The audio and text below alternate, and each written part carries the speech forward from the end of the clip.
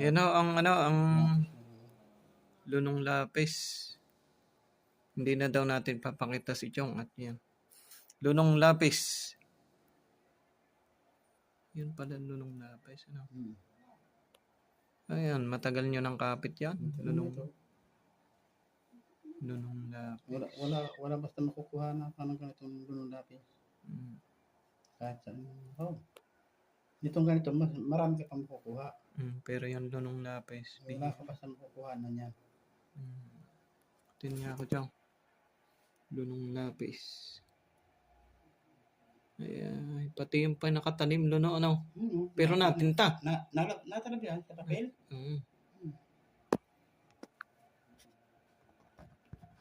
Tinatinta nga, oh.